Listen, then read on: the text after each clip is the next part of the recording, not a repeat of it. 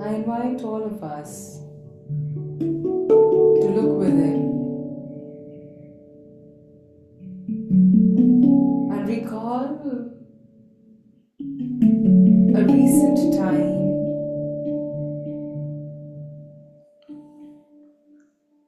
when you felt insecure,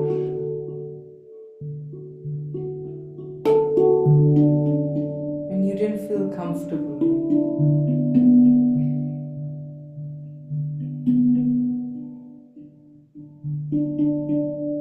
something was going on around you that triggered this feeling within, as if I'm not safe, as if I'm not okay,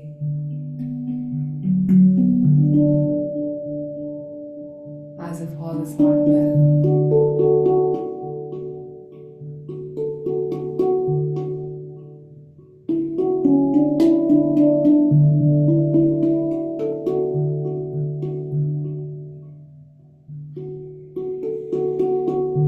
So let us reflect on what is it around me that makes me insecure sometimes? What triggers this feeling of insecurity within?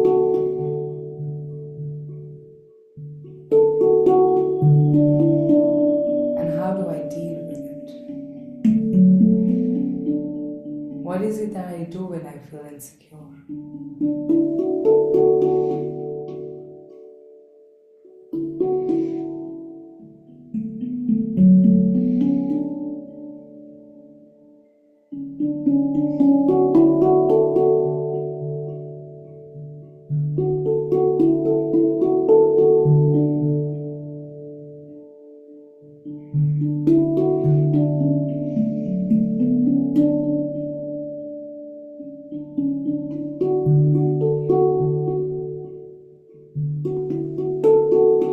I also want all of us to become aware of what all measures you take in your day-to-day life. What all actions do you engage in to feel more secure?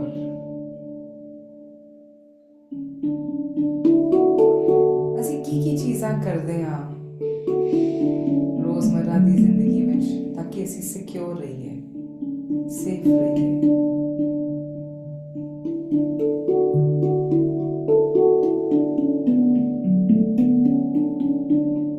So let's look at a recent time when you felt vulnerable, when you felt insecure, just like I did yesterday.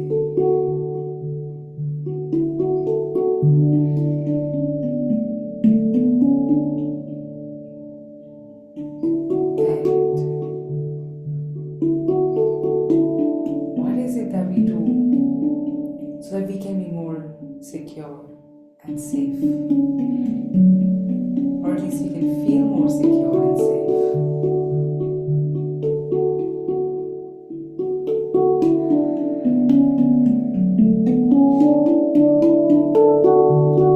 Let us take a long deep breath and let us bring back this awareness.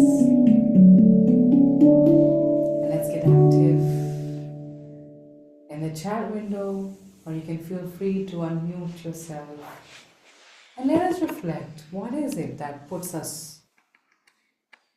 on guard? What is it that makes us so vulnerable in our day-to-day lives? And how do we protect ourselves? What is it that we do to safeguard ourselves?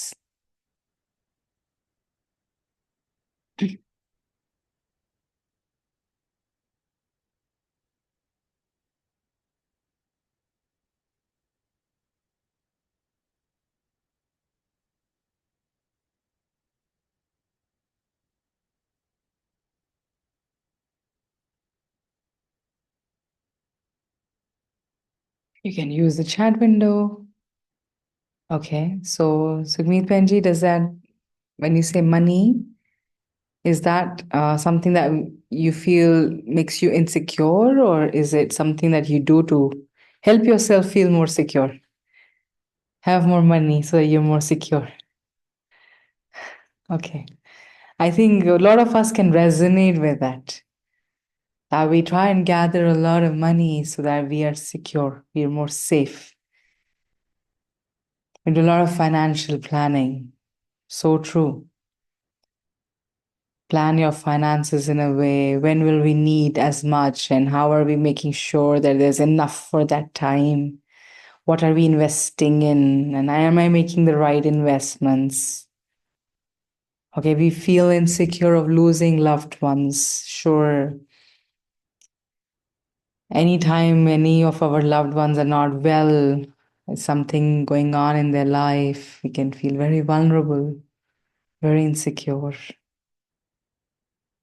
What else can make us insecure in life? When do you feel this? Is this a feeling? I don't know. It's a very familiar feeling for me. Okay, when we see our body aging and the health changing with that aging body, aging cells, and that can make us feel insecure. Sure. I met a family yesterday, and they're in their 70s. And I invited them. I said, they're keeping quite unwell. And I said, why don't you come and visit us? Delhi is not the place for you to heal. You have respiratory issues. And Delhi definitely is not a helpful space. So I invited them, and I could see fear in their eyes. I said, "ਹੁਣ ਤਾਂ ਬਸ ਇਸ ਕਮਰੇ ਜੋਗੇ ਹੈਗੇ ਆ, ਇੱਥੋਂ ਬਾਹਰ ਨਿਕਲੇ ਤੇ ਬਸ ਕੁਝ ਹੋ ਜਾਏਗਾ ਤੇ ਸਾਰਿਆਂ ਲਈ ਮੁਸੀਬਤ ਪਾ ਦਿਆਂਗੇ." So much fear because the mind has believed that if my health is as I'm aging, my health is gonna suffer. It's gonna stumble more, and I'm losing control. I'm losing power. When I have health, I have money, I have more power. But if they're gone, I'm powerless. Insecure of expectations not being met, and that can make us very insecure. Will life flow the way I need it to be? How I thought of it to be? Will that be my reality? And if that's not happening, I can be very insecure and vulnerable. Sure. So what do we do to feel secure? Like what are the things that you're doing apart from gathering more money, financial planning? What are the other things that we engage in day to day? So I want you to become aware. What are you holding on to as a tool for security in your life? Insecure of being alone. Yeah.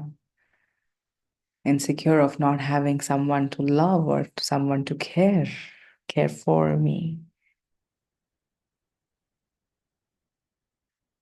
Okay, insecure of how will my child be in future, and especially if we are not around, what will happen to our children can make us feel very insecure.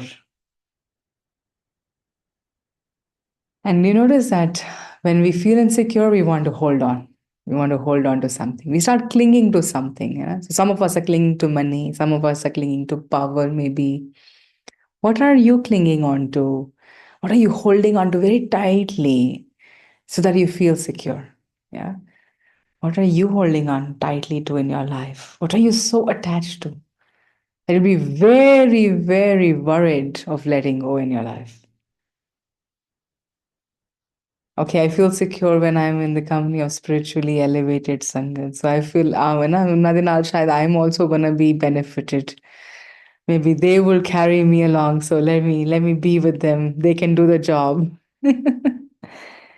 Sure, sure. Okay. I know for the ones who have great helpers at home, and how you want to hold on to them and you don't want to let them go. But how Kudrat will have it, I mean, we've had helpers around in our space, and I feel the more we try to cling on to them, the more difficult they become, in this space, and ultimately, like you let go, and that's like the way nature balances out. You want to hold on to something that makes you feel so comfortable, like they've learned, they know the system and how things work around. They've become great cooks, So everything is running on autopilot, and you're like, oh, this one should stay, this one should stay, and let me do everything I can to get them to stay. And suddenly their behavior is like putting you off, and they're becoming more and more difficult and challenging. So nature has its own way to balance. Get us off guards. But as I was reflecting on how we can so easily feel insecure in life, somebody surpasses us even at the toll gate and we can feel insecure about that. Somebody speeding up and their car is having a better strength. That can make us insecure. So such little things can put us off guard. But and our need to hold on, our need to cling, our need to hold tightly to, so that we can be a little bit more comfortable. But can we reflect on what is the opposite of holding on? What is the opposite of what is the other direction to holding on and clinging? The can I Waheguru ji का Khalsa Right. Waheguru ji की फतेह. The like just now you said, if a car goes ahead and we are in a lane which is not moving, the other one is moving, so we tend अरे अब अभी latest अभी 2-3 दिन पहले ऐसे ही हुआ. Toll था तो we were hooked up there and the other lane started moving. My son was with me and वो obviously गुस्सा आता है, यार ये निकाल के ले गया, इसने बीच में घुसा दी, this and that. तो मैंने कहा देखो उनको ध्यान से देखो, वो जा रहे हैं तो आपको भी फीलिंग आ रही है कि हम मूव कर रहे हैं. जैसे ट्रेन अगर हमारी हॉल्ट पे और दूसरी ट्रेन लगती है तो वी फील कि तो मैंने कहा इट्स जस्ट वही मोमेंट मेरे को अभी एकदम वही ध्यान आया कि फिर जैसे ही उसका टेंशन शिफ्ट हुआ कि हाँ वो लोग जा रहे हैं तो हमें भी यही फील हो रहा है कि as if our car is also moving. So the attention shifted and he also started smiling. So वही चीज है कि it is easy to say, मतलब मेरे लिए अभी तो लगता है कि कुछ भी नहीं है. मतलब मेरी जब actually journey started with you तो थिंग्स वर सो डिफरेंट. अब वो ये छोटे छोटे शिफ्ट्स ना एकदम चेंजेस लाते हैं.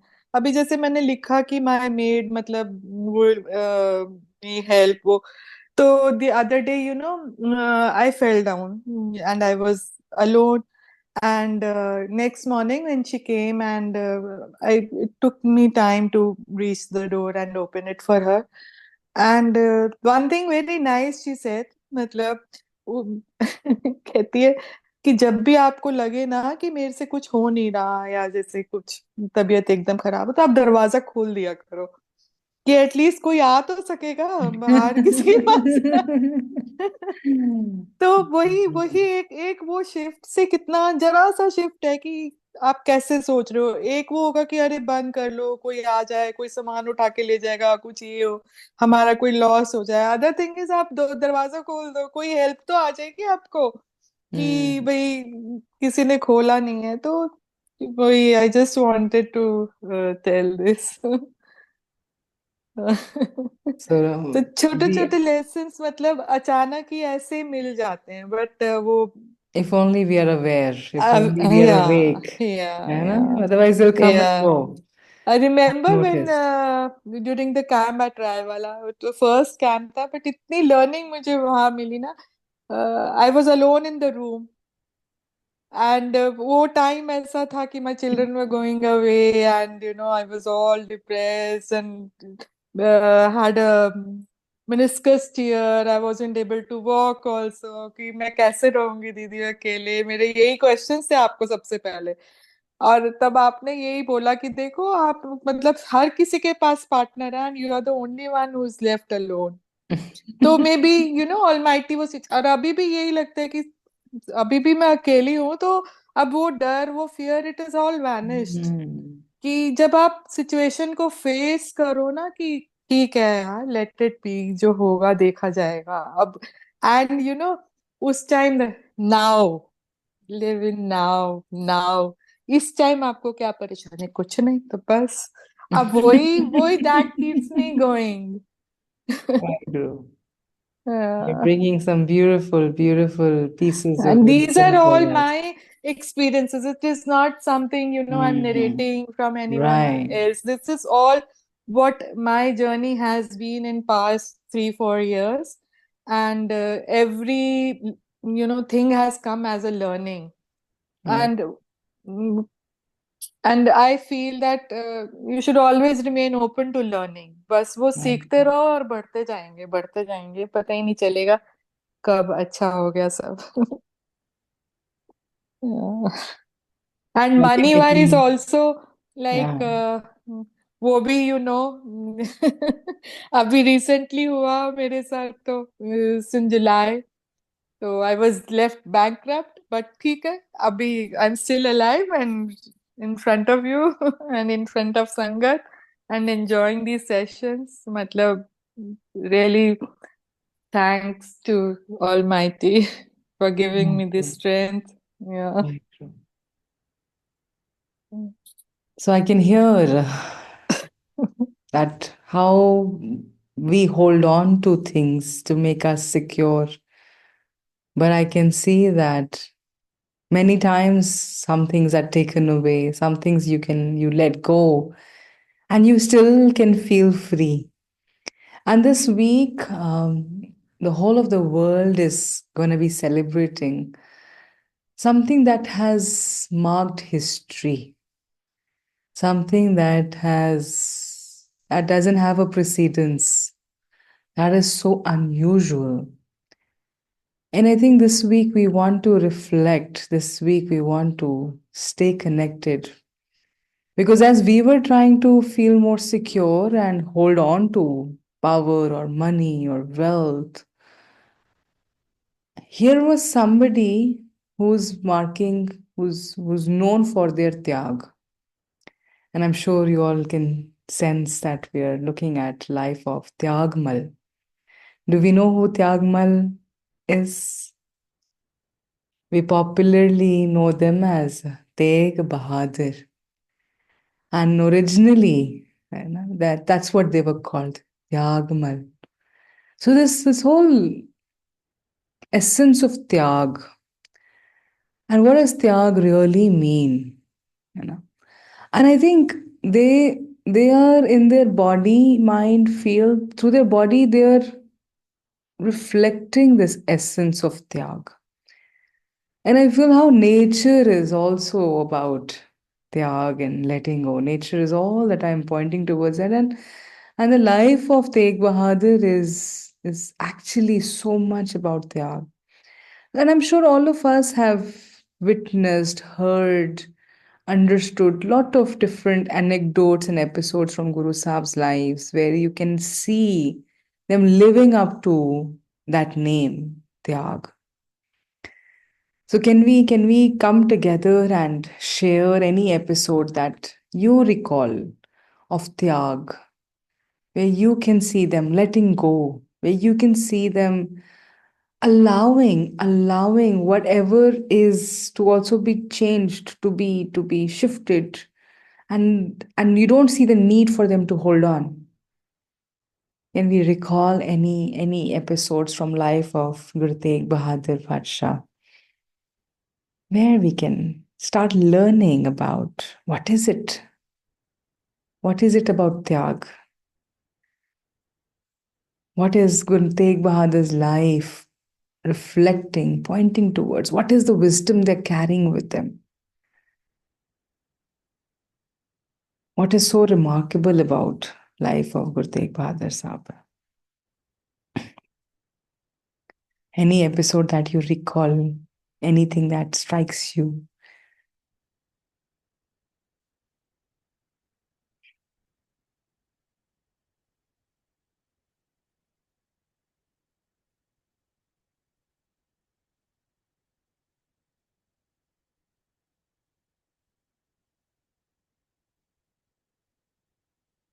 So there's this one time as a child, they were attending the wedding of their elder brother, and Mataji dresses them up very beautifully. You see how Punjabi weddings are, and Uswele there is Raj Bagh. So after Guru Hargobind Pacha, now there is Raj Bagh, and Guru Sahib have been dressed with beautiful attires, and they're all decorated with different jewelry pieces. And as they step out of their wedding, they're very young at this time. And as they step out of their wedding, they see this very small child who is wearing all torn clothes, फटे हुए कपड़े ने भूखा है बिल्कुल.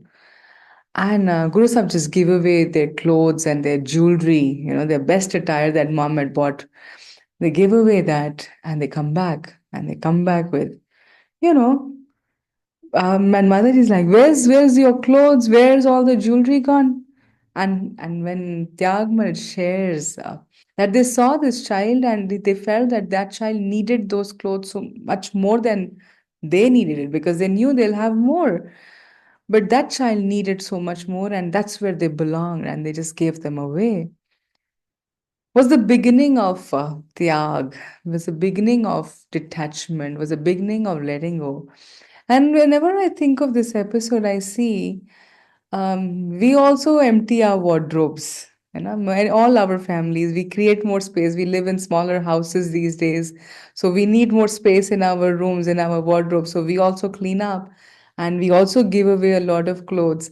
But for me, it's always the ones I don't like anymore, the ones I don't need anymore, the ones I don't fit into anymore, the ones who are not in that great condition are the ones who are going out. But the ones I really like, they're still there. And some of them I may not have even touched in years, but they're still there because I really like them. So the need to hold, whereas here we see this young child just letting go. And it's not just here. You see it in every step, in every action. Every time I think of Guru Tegh Bahadur Pasha, it amazes me. I don't know if you can recall the family tree. So Guru Hargobind Pasha's son are Guru Tegh Bahadur Pasha. But Gurta Gaddi doesn't go to them. So after Guru Hargobind Pasha Gurta Gaddi is not given to Guru Tegh Bahadur. Yeah. So Tegh Bahadur are still doing their own practice, their own journey. And Gurta Gaddi is gone to Guru Har Rai, who's their nephew. And then after them, it's still not come to Guru Tegh Bahadur. They're still there, they're around. And the Gurta Gaddi comes to Har Krishan, the Bal. And now so this is their grandson. And that's the kind of relationship. So they're their grandnephew.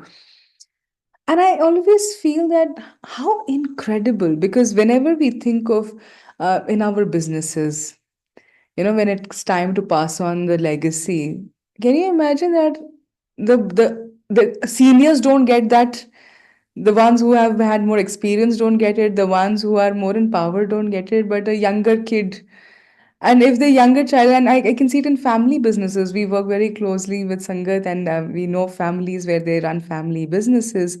And when there's a father and a son, and when the son enters the business, you can see so much conflict that the relationship is ruined. The father son love is all damaged because the power has gone. And how can a youngster come and take away the power from an older person? And how come I'm not getting respect? And I always wonder how Guru Tegh Bahadur Pasha are just there.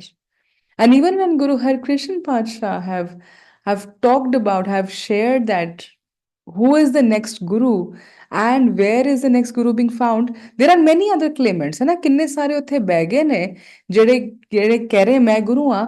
And we're talking about rights, we're talking about somebody taking advantage. And I see so Tegh Bahadur is witnessing that there are so many claimants, so many people are wanting to take that gaddi, and they're just watching, they're just witnessing, they're just allowing. They're not coming to claim, no, no, Har Krishan has passed it on to me.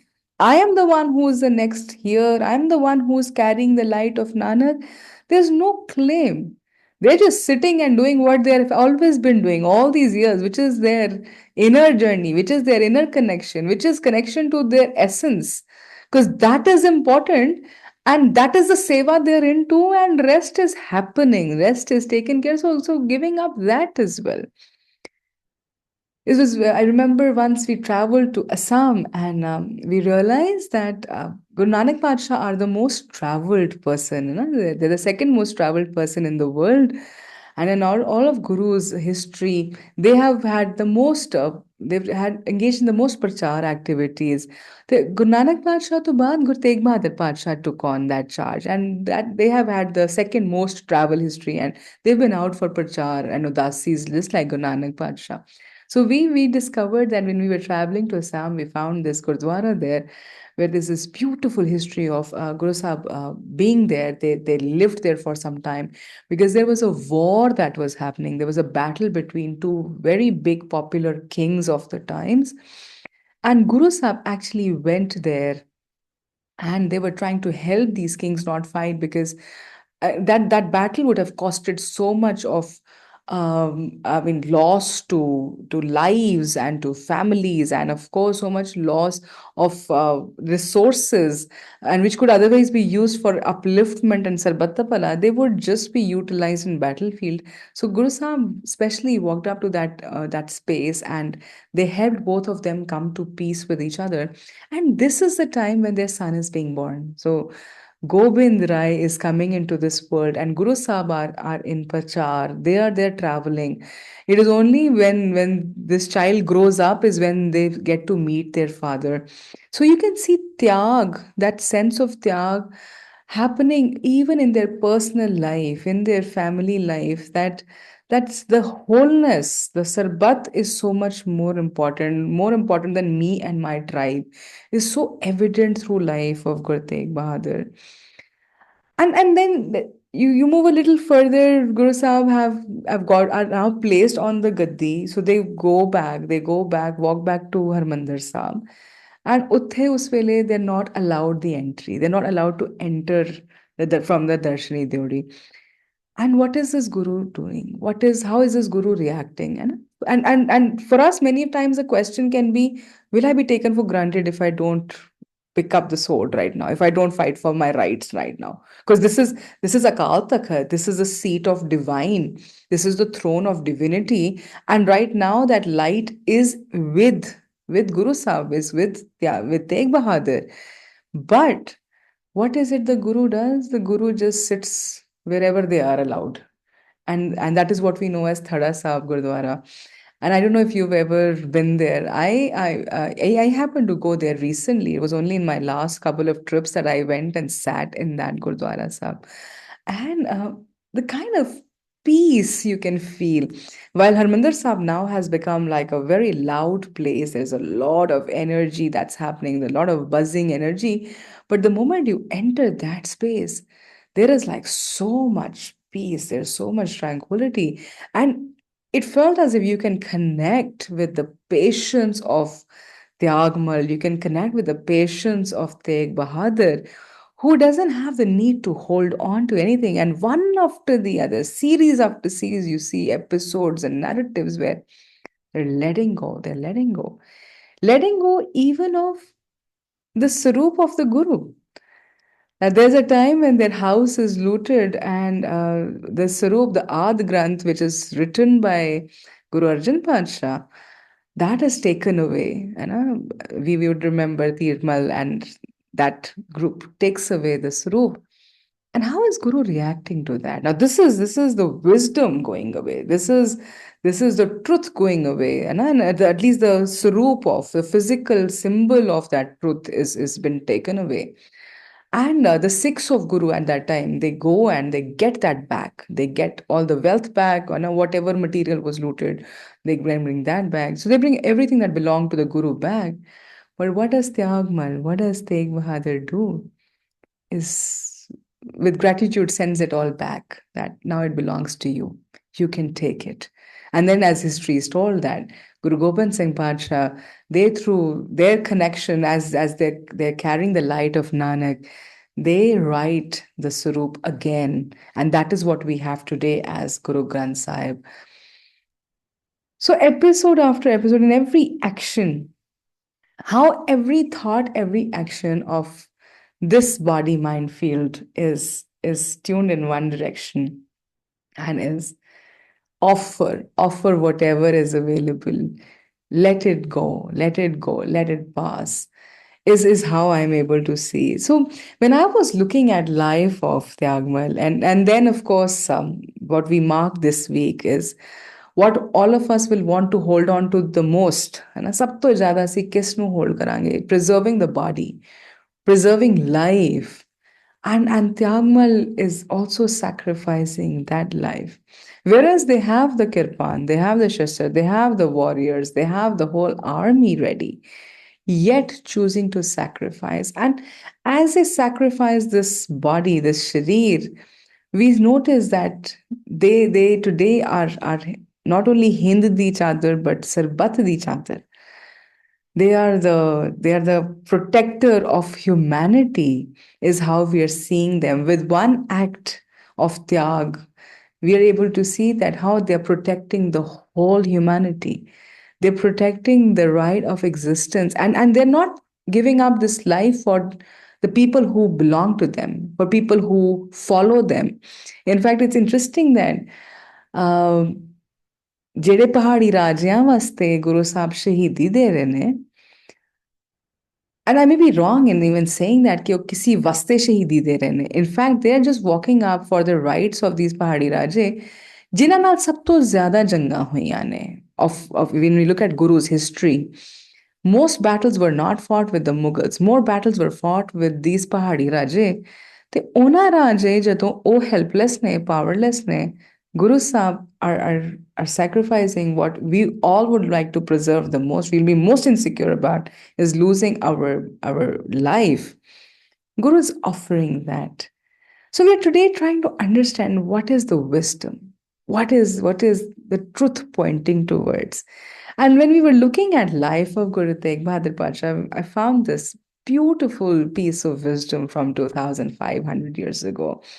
And to me it was, oh my god, somebody 2500 years ago was writing what was going to happen 400 years ago. They already could see it coming, and that is what the truth is. So this week we're looking at what is the wisdom pointing towards, what is this living through offering. And that is why in Guru Nanak's house we also understand that the path to becoming Sachiār is through offering, is through becoming the instrument and the divine instrument, the wisdom. So this week's wisdom is pointing towards the Tao. The great mystery is eternal. Universe and earth are enduring and leading. How can they be eternal and lasting? Because they do not live for themselves. That is how they can be eternal. Universe and earth enduring and leading. But how they can be enduring and lasting forever is because they do not live for themselves. That is how they can be eternal. The sage, the Sachiār, places themselves last, but ends up at the head of others. The sage is not holding to safety and security, yet remains preserved. It's not because they're selfless. Is it not because they're selfless? They're able to realize the true self. Was a beautiful piece that's reflecting towards the life of Guru Tegh Bahadur Pasha and how Guru Tegh Bahadur Pasha are living this Shabad of Guru Amar Das Pasha, the Shabad that the third Guru brings into this piece, and they point towards this wisdom which Guru Tegh Bahadur Pasha are living. Hasti sir jo ankas hai, ahran jo sir de, मंथन आगे राख के उबी save करे, यो गुरमुख आप निवारिये सब राज सृष्ट का ले, नानक गुरमुख बुझिया जा आपे नदर करे. हस्ती सिर जो अंकस है, ऐरण जो सिर दे. This Shabad felt like reciting what is happening at this time of the year. how the guru is offering their head, how the guru is offering. It is not that they were captivated, है ना, ਉਹਨਾਂ ਨੂੰ ਕਿਸੇ ਨੇ ਹਾਸਲ ਨਹੀਂ ਕੀਤਾ, ਉਹਨਾਂ ਨੂੰ ਕਿਸੇ ਨੇ ਜ਼ਬਰ ਨਾਲ ਰੋਕਿਆ ਨਹੀਂ, ਕਿਸੇ ਨੂੰ ਬੰਦੀ ਨਹੀਂ ਬਣਾਇਆ. Guru walks themselves, offers their head, just like Guru Sahib are pointing towards, just like this elephant, है ना, ਜਿਹੜਾ elephant है, who's known for its power and its pride. So ਹਾਥੀ ਨੂੰ ਕਿੰਨਾ pride ਹੈ, because ਉਹ one of the strongest animals, living animals in the world. ਤੇ ਉਹਨੂੰ ਆਪਣੀ strength ਤੇ ਜਿੰਨਾ ਗੁਮਾਨ ਹੈ, ਪਰ ਕਿਵੇਂ ਉਹਨੂੰ ਕੰਟਰੋਲ ਕਰ ਰਹੀ ਹੈ ਇੱਕ ਛੋਟੀ ਜਿਹੀ ਛੜੀ, ਹੈ ਨਾ, there's a small stick, and the one who's riding on the elephant with that stick is navigating this elephant, and the elephant surrenders to the rider, to the master.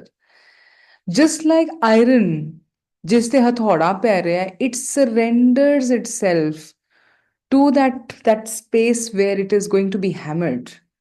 It just allows itself in the lap of that ahran, ਜਿਹਦੇ ਉੱਤੇ ਰੱਖ ਕੇ ਉਹਨੂੰ ਠੋਕਿਆ ਜਾਏਗਾ, ਜਿਹਦੇ ਉੱਤੇ ਰੱਖ ਕੇ ਉਹਨੂੰ shape ਕੀਤਾ ਜਾਏਗਾ. It just offers itself, it just surrenders itself in the very same way it felt that the Guru Tegh Bahadur, offer themselves, allow themselves to be taken care by Kudrat, to be there to support the whole.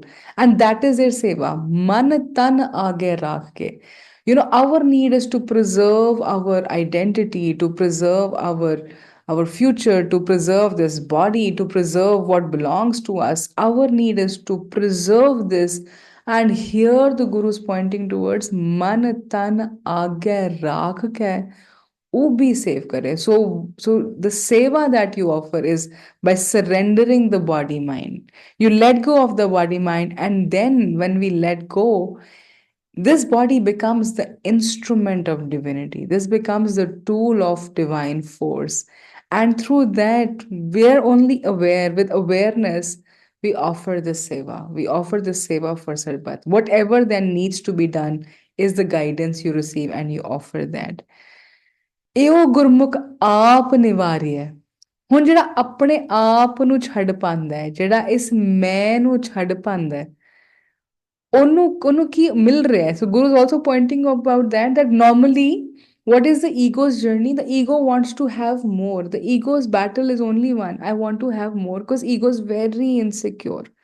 Ego gets insecure very easily. Like we said, somebody just moves an inch forward than us in a toll lane, and the ego becomes insecure.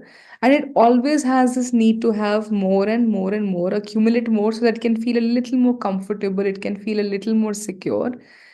But here the Guru is pointing towards that only when you're able to let go of this I, ਜਦੋਂ ਤੱਕ ਆਪ ਨੂੰ ਨਿਵਾਰਿਆ ਨਹੀਂ, ਜਦੋਂ ਤੱਕ ਆਪ ਨੂੰ ਛੱਡਿਆ ਨਹੀਂ, ਤਦ ਤੱਕ we can never experience the wholeness.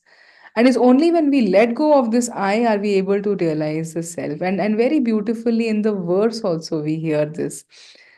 Lao Tzu is also talking about exactly the same truth. Is it not because they're selfless, they're able to realize the self? Only when you can be less off about yourself, which is less about the ego self, less about I centricness, less about my needs, my desires, my wants, the lesser and lesser we can make about this ego, the more we are able to realize the self. And that is the journey of Sachiār.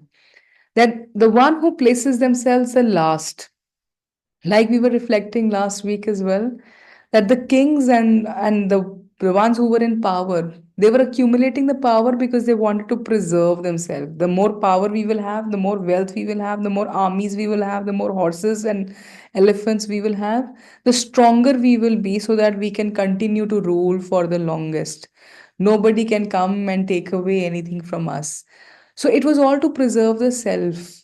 But here, this kingdom is about this king, the king as Nanak, king as Tegh Bahadur.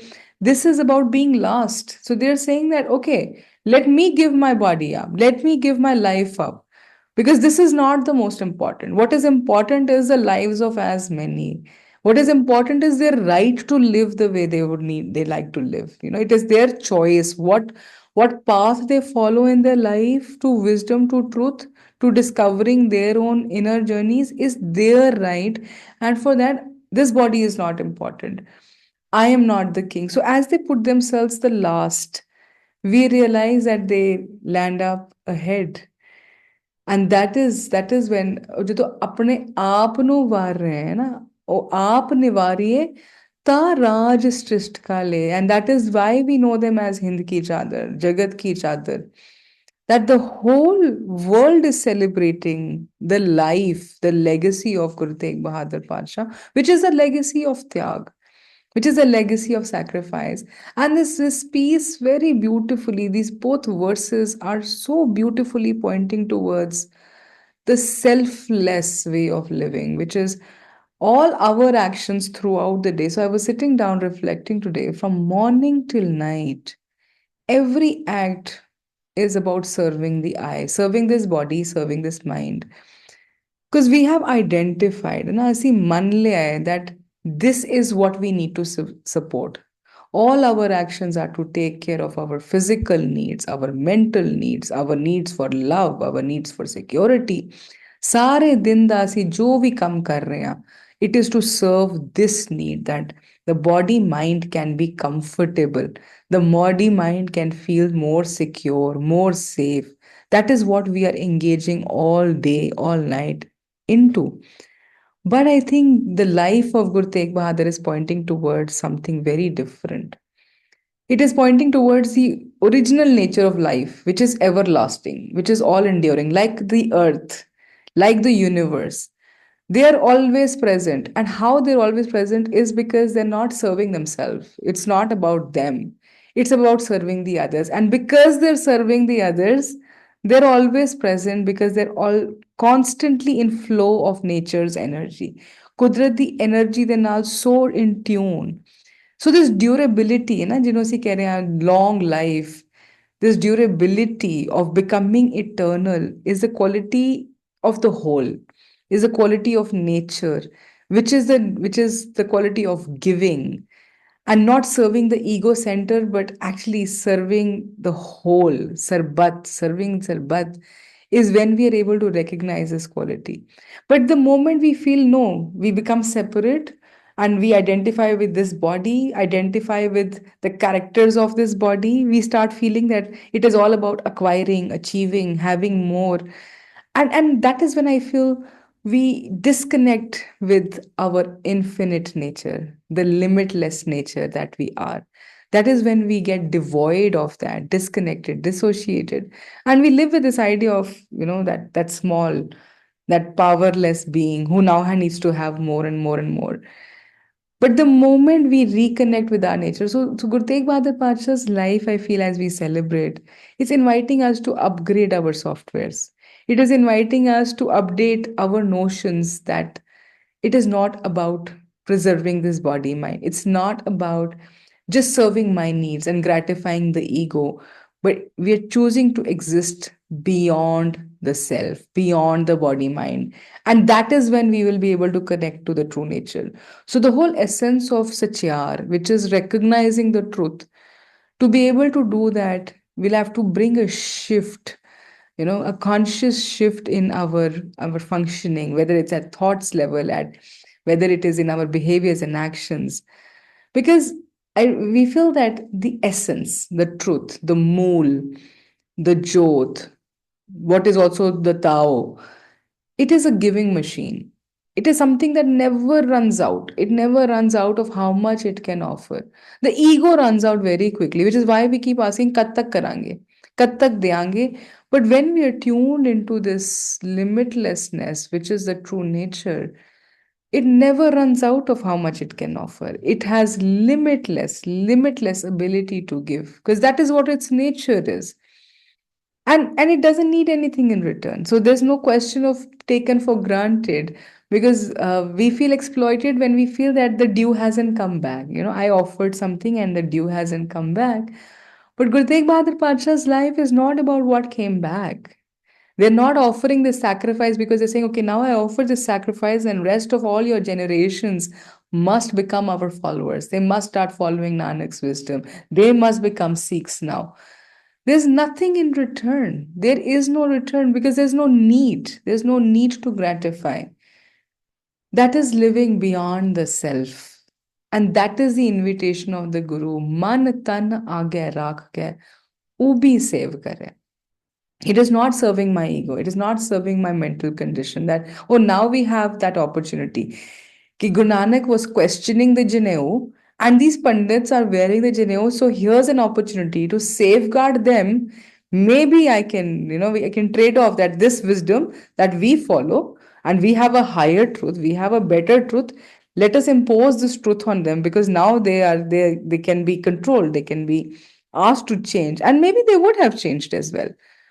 But here for the Guru, it is not about what our mind, our ideology is, what process they are following. It is not about that.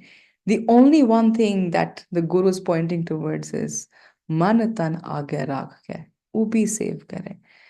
Offering our head just like iron is offering itself to be shaped, to be carved, and to be made into whatever the one who's designing it, whatever shape it wants to be given, it surrenders itself.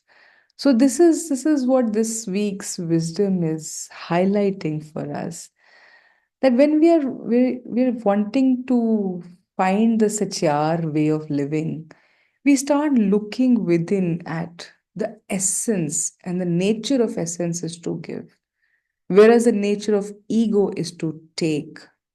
The nature of ego is to capture more, have more for self, whereas the nature of the essence, our truth, that pure 24 karat, is about offering whatever is present. It's about offering and giving. And giving and eternity are they go together.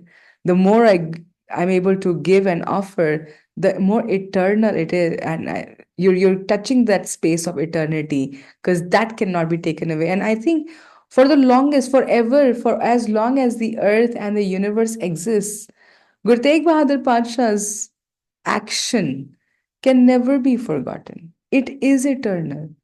It is pointing towards the eternal truth.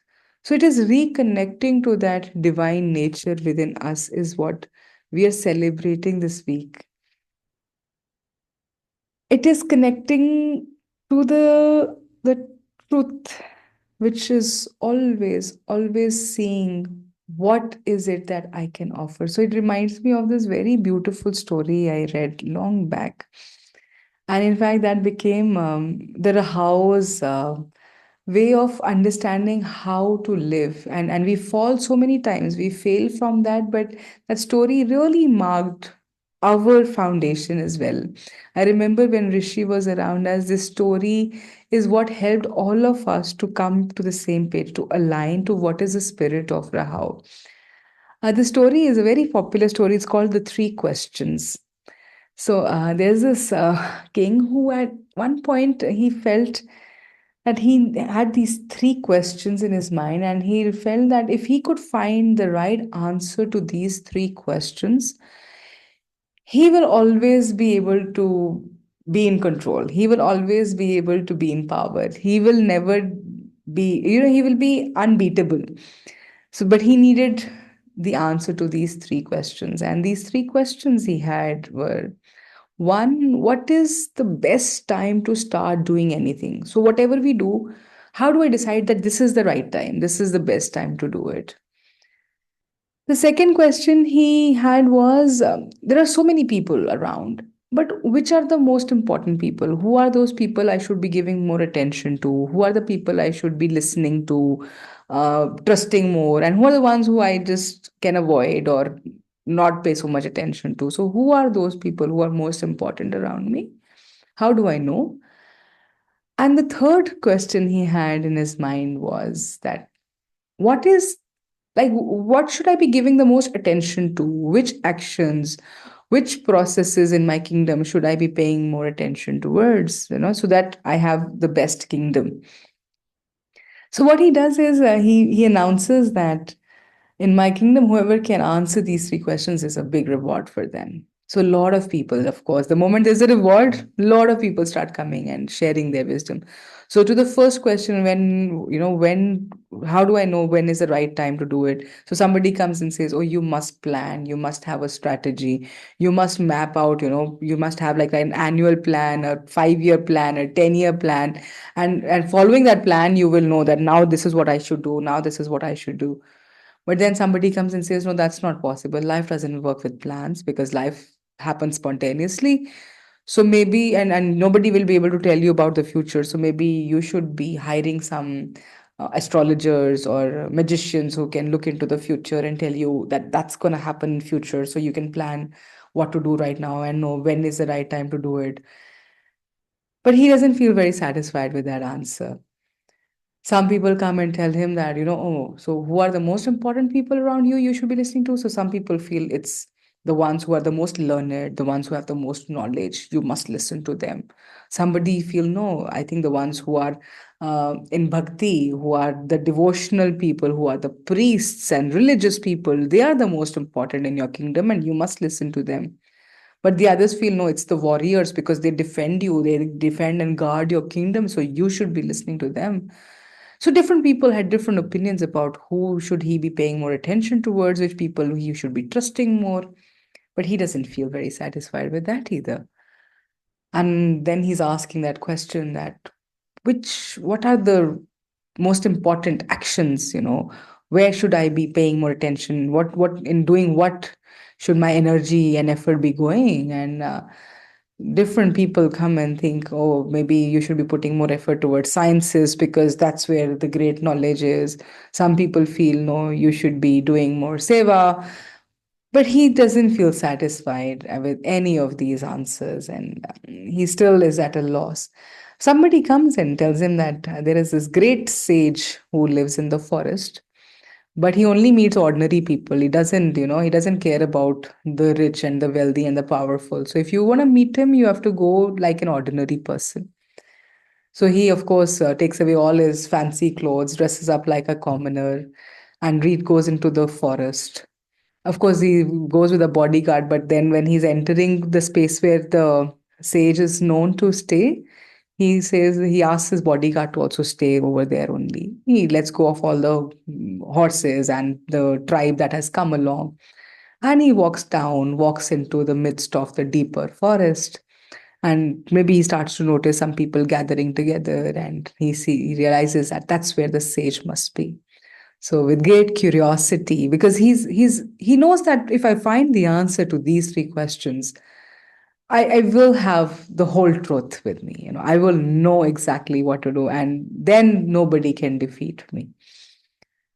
So he goes to the sage, he finds him, and he can see that he's a old man, very frail, hardly any physical strength, and lives in an old cottage.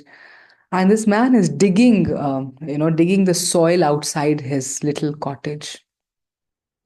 So, with great excitement, he says, I've come from very far and I've come with that hope that you will have the answer to my questions, which nobody's been able to answer ever.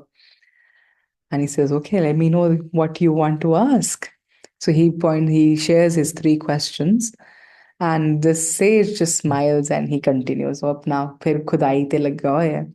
फिर ਜਦੋਂ ਖੋਦ ਰਿਹਾ ਨਾ ਤੇ the king can see that he's so old, he's so aged, his body is so weak that he's breathing heavy and he's finding it very difficult to do that spade work. So the king asks, he says, "Can I do this for you? So let me do this. You're old, and let me do this for you." So he actually starts digging that whole space up. So he's made one big bed, so it seemed as if he was doing some farming. So he's made that one big bed, and then he's made another one. So he's done two big beds for crops to be put in. And, now he's thinking that the sage hasn't even answered my question. So he thinks maybe he's forgotten. He's an old man. So let me remind him one more time. So he reminds him that, I had asked you these three questions. So can you tell me?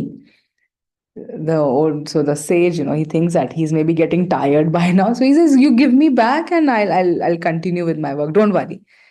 The king says, "No, no, no, no, you cannot do this. I can clearly see this is not possible for you. So let me do this for you.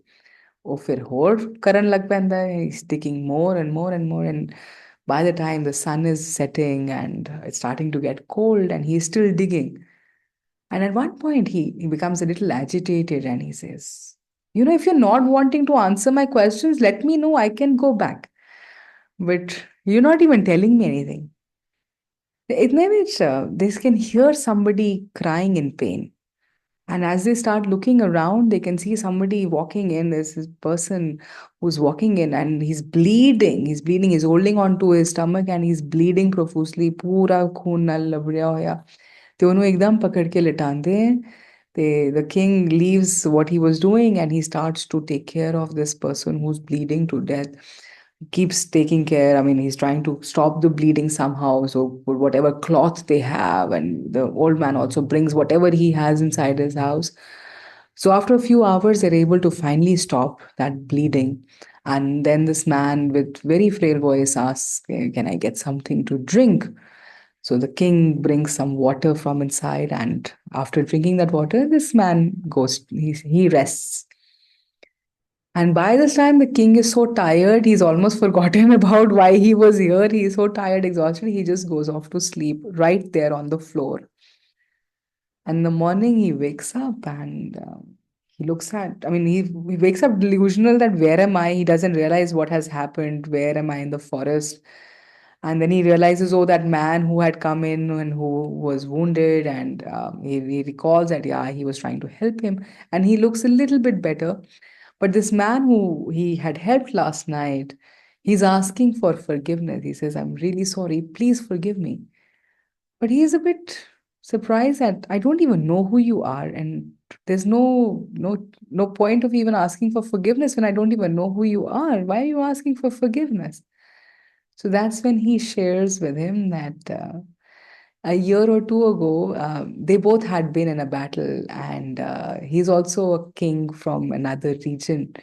And in that battle, his brother was killed by this king, and all his kingdom was taken away. A lot of their wealth was taken away at that time, and then he'd become revengeful. So he wanted to kill the king. And when he found out that he was going to the forest with very small army, and at one point he even gave away all his bodyguards, he decided that this was the best moment to come and kill the king. And he came inside, he reached there to kill him. He was waiting over there that when the king will come back, he will kill him. But he didn't come back. He was still with that sage. So he came further, and that's when one of his bodyguards spotted him, and he was bruised at that time. They tried to protect their king, and he escaped somehow. The king saved him. And the king is amazed that, oh my God. And at that time, that man says that, I beg your forgiveness. And today, if you were not there, I would have died. There was no way my life could have been saved. So while I was trying to kill you, you were saving my life. And now I pledge my commitment to you. Now I want to be serving you in whatever ways, because this life is a gift from you now. It's because of you that I'm alive. So I want to serve you for the rest of my life. And even my children will be with you. And at that moment, the king has this smile on his face that an enemy has just been turned into a friend. One who was an enemy who I was battling and could not win over, today so easily has been won over, and I don't have to defend, I don't have to guard. In fact, he says that my own doctors should come and treat you, and my own people will go and take care of you. So he allows that. And now, by the time he goes back to the sage and he says, my questions, I still haven't found the answer to my questions. And the sage says, look carefully. The answer's with you already. You've been living the answer already. It was always with you. And when he looks back, he realizes. So the sage helps him to find out. Then, when you ask what is the best time to do anything, when you came over here in the afternoon and I was digging the field, that was the best time to dig the field. When that man came and who was bruised, who was in pain, giving him that aid, giving him that assistance at that time. That was the right time to do that. So when you're present, that is the right time to do what is present for you, whatever Kudrat has brought for you, and that moment, that is the right time to do that. Who are the important people you need to pay attention to in that present moment? Whoever is around you, at that time, if you didn't take care of me, you were so compassionate towards me, you were so caring and loving towards me at that time, that you started digging that land. And if you didn't dig that land, there was somebody waiting to kill you over there. But at that time, the right thing to do, the best thing to do, the most important person was who was there with you, and you were taking care of their needs. So the most important task to do is, the person who is present with me, what can I do for them? And when you did that, when that man came over who was in pain, who had these wounds, when you were taking care of that man, what can I do for them in this moment? With whatever you had, that was the best action you could do. And he comes back realizing, and then the say says that now I think you're ready to go back, because now you don't need the forest anymore. You don't need to be here, because you know the truth, and the truth resides within you. You always had the truth, just that we couldn't see it. And when I hear the story, I feel it resonates so beautifully with how Guru Tegh Bahadur Padsha are living their life. Whatever episodes we looked at from Guru Tegh Bahadur Padshah's life, we saw them answering, living by these three questions, wherever they are in that moment, whoever is in front of them, taking care of their needs, whether it is the needs of two kingdoms who are at fight with each other, and going there and being in that space to bring in peace. So today we have big agencies, we have the United Nations, which does this kind of peacekeeping. Guru Tegh Bahadur Pasha were doing that already 400 years of more than 400 years ago. Whether it is that today what is needed is that this child who has no clothes, nothing to feed himself and his family, let me give away these clothes and this jewelry, and that will take care for a lot of his family's needs. Whether it is that these people want to captivate the granth, let them have the truth, the wisdom, and maybe that is what they need at this moment, and that is what will awaken them. Maybe having possessing that energy field will wake them up. Maybe that is what they need. So it's at all times being present and understanding the need of the other person, and what can I do to offer. And that is the tyag they live with. That is the seva, the sacrifice they live with. And that is the sage. And that is the Sachiār Jivan. Man tan aage rakh ke, ubi save kare. And when we are able to do that, when we are able to live with that surrender to the need of the one who's in front of us, of course, for the ego, this is not possible. The ego will want to take care of itself. The ego will want to take care of its needs first, and then when there's surplus, yes, I can take care of others' needs. Which is why जो seva करते हैं, there is seva which is done, one, to serve our own needs, and that is what we see when my need is not met. For example, if my need was that I become more popular, or I become more respected, ਤੇ ਜੇ ਮੈਨੂੰ respect नहीं मिली, then you feel cheated, then you feel, oh, why did I do this seva, or there's battle and fights for that seva, which is what we see very commonly, popularly in our politicians, in even our Gurdwara politics, that it many times becomes about, did I get the picture, did I get the saropao, did I get was my name announced. So that is the seva which is being done to serve our own needs, to gratify what my sense of security, where will it come from? So that need is taken care of. But then Guru points towards what is the real seva, and we hear this every day. Seva karat hoye neh kami. It's only when there is no kamna, when you're not doing to serve your needs, that is when you realize the whole truth. That is when you realize the self. Tisko hot parapat Swami. Only the ones who can serve without waiting for a return, without asking for a return, without an agenda. When they're not taking care of their ego's needs, that is the only time we are able to realize the truth. So it is only by giving up the self, the ego self, and the need of the ego self can we find the whole self, the true self, the real self. एओ गुरमुख आप निवारिए सब राज सृष्ट काले ego दी need है सारा राज लेना सारी control सारा power सब कुछ ज्यादा मेरे कोल हो गया I should be on the top but it's a paradox in this pankti. I don't know if we can see that paradox that only when we give up that need of ego do we actually receive because we become instruments, we become tools in the hands of divinity, we become tools in the hands of nature, because that is when our true nature starts to resemble the nature that starts to come out, which is what is the true nature starts to reflect through our body mind, only when that need of gratifying the self.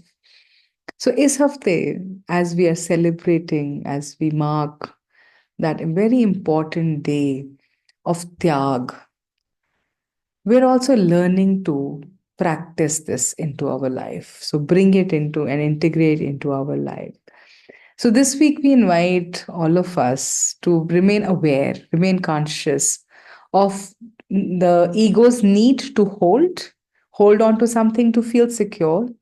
But this week we are going to reverse. We are consciously choosing to reverse the ego's need by serving others. So this week is going to be the week of seva. This week is going to be the week of service, but service not for a return. This week we are practicing serving without being taken care of, without addressing our needs. We just serve because at that moment, that was the best thing we could offer with the resources we had. And I'm over here, I'm not talking about doing something that you're not able to do. It is being present and seeing what are we receiving in this moment? What is it that we have? I remember once in one of the sessions, we also talked about Vin Hondya Aap Vandai, Koi Aisa Pagat Sadai. So when I don't have, with whatever I have, whatever is present, you tune into whatever is present in this moment and what can I offer. So it is this week we're consciously practicing to serve and to serve without that need for our needs to be taken care of, but actually tuning into nature and allowing the nature to fulfill our needs.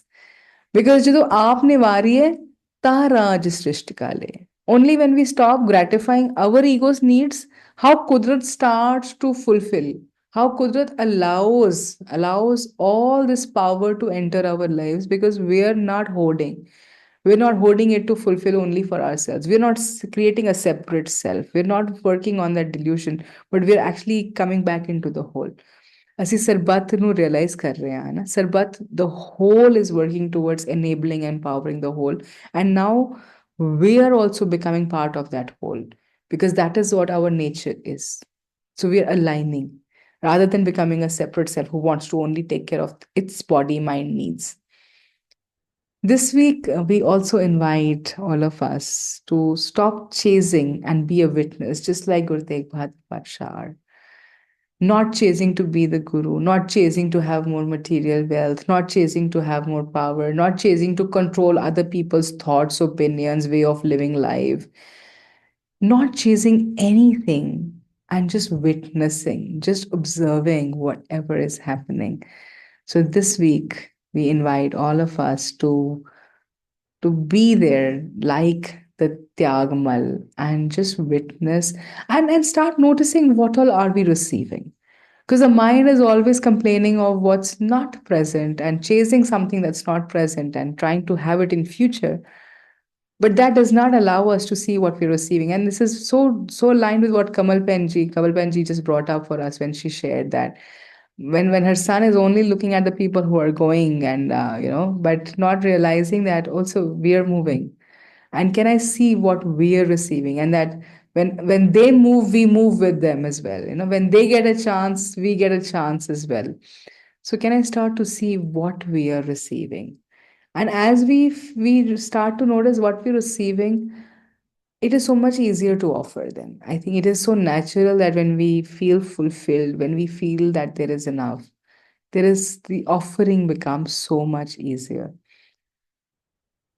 So this week's practice is keep noticing the ego's demand, how it wants to control, how it wants to be in comfort, how it always wants to feel secure. So this week, whenever you feel that you know better, you know of the right way of doing something, and somebody else does not, and you notice how we have the need to correct them, we need to control them. But this week we are practicing allowing without controlling, not saying anything, just allowing. You might have a better way of solving that problem, but you allow them to follow their own path. You may know of the right way of doing it, but you allow them to make their own mistakes and learn. This week, we're just practicing and seeing what it does to us. But also be aware of the discomfort it causes the ego. The ego self does not like it. It feels extremely uncomfortable, very vulnerable. But can we allow that discomfort this week?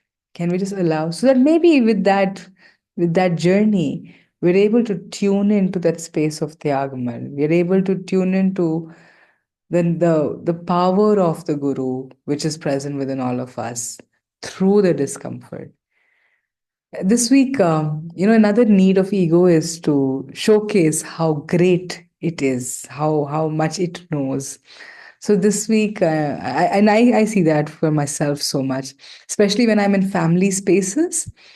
When I see them being very unconscious, and which is a judgment on my part, absolutely, the ego tells me that, oh, they don't even know this much and they haven't woken up. So when I see them in pain, when I see them in suffering, I feel there is such a strong need of the ego to kind of wake them up, to shake them up, and to tell them that, oh, this is happening, and this is what we can do, and this is what we are doing in Rahau. Why don't you come over? So I do notice that in many family spaces, I end up talking about, oh, what we do in Rahau and how so many people have benefited.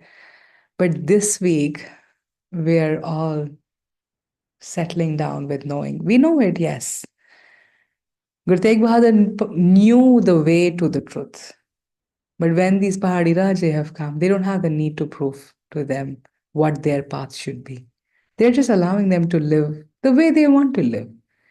And only when they are ready to wake up, they will come seeking the truth. This time, they've only come to protect their life. They have not come for higher wisdom or for their way of living. They've only come that, please protect me. And the Guru is offering that. The Guru is not saying, okay, I know more. Why don't you? Why don't you listen to me as well for this and this and this? And I could notice that how for me, now that I'm sitting in that space and now I feel that they're in pain, can I help you somehow? Can I help you? I know a little bit more than you, so can I help you in somehow? We're going to let go of that need to display what we know, need to display our successes, need to display that how much respect and honor we have received in so many different spaces. How the ego likes to be one up, one up than the other. This week, we are consciously practicing the tyag of even the mind that likes to be above others. This week, we are letting go. Kavalpenji, you were wanting to say something. I was just wanting to put a question. Like you said, uh, you should allow what is happening, what their problems are. Like you gave your example that you want to shake them up, your family members. Isn't it a way of concern? Like, aren't you concerned about them? Like, uh, is it wrong to tell the right thing or be vocal about it? Like, what you have been telling just now, just a small incident happened today. My a close one, pathological test told that iron is very less, and the doctor advised that it should be administered. So somehow she wasn't ready. So uh, like she was telling me, and I started iron के लिए ये खाओ वो खाओ वो खाओ. तो the answer केम, ये सब तो हमें भी पता है बट खा रहे नहीं हो रहा कुछ.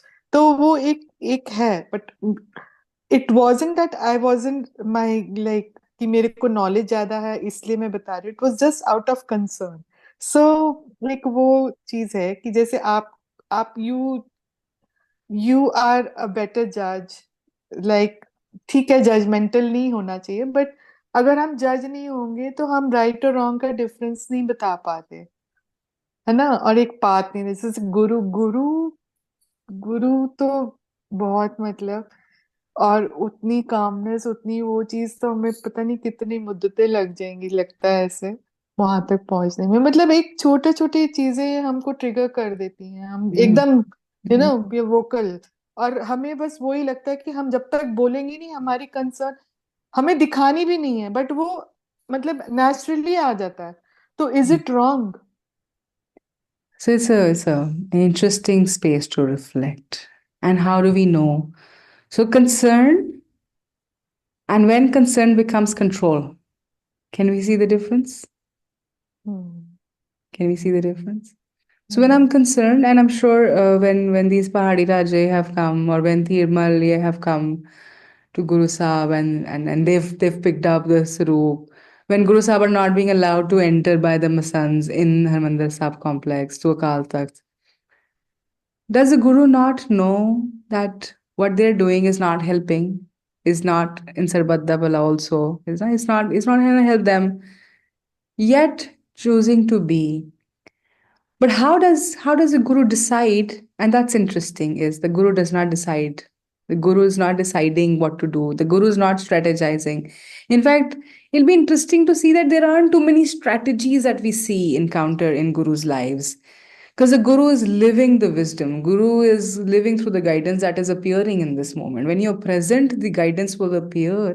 But what is the difference between the concern and control? Hmm.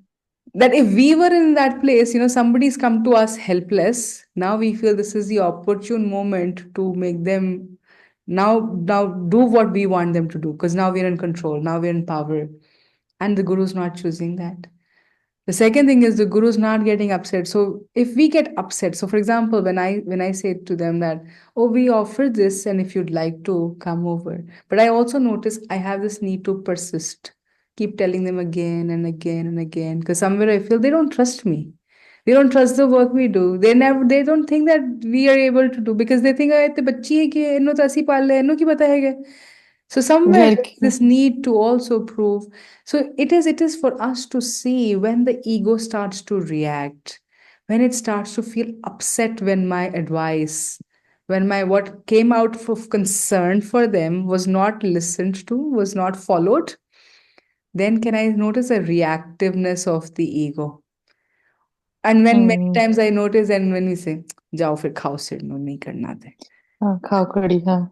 And so do you notice that now who's reacting? What in me is reacting? So somewhere when I began, there was an expectation that if I'm advising, if I'm sharing something, you hmm. better listen, because I know hmm. more than you do. I have more hmm. experience than you do. And if you're hmm. not doing that, if you're not surrendering, so this is not seva coming from man tan aage rakh ke, ubi save kare. This is हम्म. मन तन अपने control च रख के ਹੁਣ ਜੋ ਮੇਰੇ ਮਨ ਤਨ ਨੂੰ, ਕਿਉਂਕਿ ਉੱਥੇ ਇੱਕ subtle need ਹੈ. So as we've done a lot of work with Sangat and deeper work with Sangat, we've noticed that some people are very caring and compassionate, you know, are very giving. Some of us are very giving, always never say no. They always say yes. They're always there to help others, always trying to help somebody or the other around them. And when we look deeper, a little bit deeper into where that comes from, and when do they get tired? Why do they get frustrated one day, then that I can't do it anymore? So when we look a little bit deeper, what do you think? Where does that come from? When somebody who can't say no to others, somebody who always says yes, always tries to help others, always tries to do whatever is pleasing to others, make everybody happy. What is it? What is it behind that behavior? It's a behavior which looks very giving, always doing for others, keeping others' Hmm. needs ahead of their own needs. But why do they then get frustrated one day? Why do they feel like not joyful? Why are they not happy when they're giving so much? They must be receiving so much to be able to give so much. But The why are they not happy? expectation of recognition. So maybe it is either expectation of recognition, a thank you, a gratitude that should come back, or maybe that love that we were needing, or that Hmm. importance that we were needing. And when you don't get that repeatedly, year after year, one day you get frustrated. One day you run out of that energy, that power, because there was it's a very subtle layer of expectation, but it Hmm. exists. And that is what Sachiār Jivan is about. This is what we are learning in this journey, to even look at that very subtle layer which wants to get something. So this is not seva, which is nehkami. And that is why maybe we'll never be able to realize the whole self. Because ਜਦੋਂ तक वो कामना हैगी है, चाहे वो कामना सिर्फ एक रिकग्निशन दी, एक थैंक यू दी ही है ना, it may be a very harmless return we are asking for, a thank you. But even that harmless return is actually not allowing me to realize the whole self, is what Satyar Jivan is. So, one, again, we want to be very careful. In this path, we're not saying what we should do and should not do. We're only saying the path to Sachiār goes through this practice. These tools will help us realize Sachiār, but it's still a choice we are walking towards. Nobody has to do it because they have to do it. If you'd like to try this as an experiment, if you are curious about, okay, the world has taught me another way. The world has taught that you must prove yourself worthy all the time, and you must. So I remember bachpan jiਵੇਂ ਤੁਸੀਂ you come to the middle school, what is the one question most adults will ask you? बड़े होके क्या बनोगे? करना क्या है Hmm. आपने, है ना? आपने करना क्या है? I see Hmm. that for myself as Hmm. well. So in fact, me and my friends, we have such a big laugh that the moment a youngster meets an adult, the adult has nothing better to talk about, but the only one question they'll have is आपने करना क्या है? And as if we are constantly being told, the narrative that we have been sold is that unless you prove yourself worthy enough, you are not wanted, you are not required, you're useless. And that is the narrative we have all been pushed towards. And then that from there emanates this need to have more, have more, have more, have more success, have more money, have more fame, have more power, so that I am worthy. Because बचपन से तो मुझे यही पूछ रहे ना भाई, क्या वर्थ है तुम्हारी? और अगर तुम कह दो कि I still remember very young and all cousins sitting together, and one of my cousins, so we were all talking about आप तूने क्या बनना है, तूने क्या बनना है ना, must have been triggered by an adult only कि तुमने क्या बनना है, और उससे वो पूरे cousins में बातचीत हो रही है. And one of my cousins said मैं तो housewife बनूंगी. And how much we kind of embarrassed her, we humiliated her, that ये क्या है करने के लिए, ये कौन सा काम होता है? And I remember until like even last year, if I remember right, I think even before the Sachiār journey where we said, can we allow Kudrat, and can we allow different seasons of Kudrat? You remember that session where we talked about that when they're slowing down, they're slowing down. When the earth is not being productive, it's not being productive, and there's no fuss. We don't have to create all the time. And before that, there was so much judgment about anybody who's not productive, who's not achieving, who's not accumulating, who's not proving their worth. But today, there is a new light we can see, that can we allow Kudrat? Can we allow true nature to come, and let us not be doing things because we want. So how it says, the sage puts themselves at the last. So one way of Sachiār, even realizing the Sachiār within is that until now it is always my needs first. And now can I choose that, okay, let me see. Let me hold on to this need of the ego, because all needs are emanating from ego. Can I put it there and see how universe comes together and takes care of needs? Can I just trust the universe? Can I trust Kudrat and see what happens? So we're doing it as an experiment this week. And just a few days ago, we were sitting down together as Rahao, and we had this moment of, like, it was an aha moment when when you see this happening. Like right now I'm talking about it, but when you see it in action, when you see it coming alive. So for many years, a lot of sangat in US has been inviting us and saying that why don't you come over and do some offer some program over here. And for some reason we've not been able to do that, come together. And we always felt that getting a US visa is not easy. So I have a US visa, but VG does not. And it's not easy for, to get, first of all, the appointment or to be able to find ways to get that visa. So we never made the effort and we thought, okay, jab kabhi hoga. And I have a lot of family who stays there who've been inviting me for about more than 5 years now to come and visit them. But somehow it's never happened. And just off late, somebody took up this charge. They said, we want you to offer this over there in US. Now they're applying for VG's visa. They're sponsoring the whole trip. Everything has been taken care of.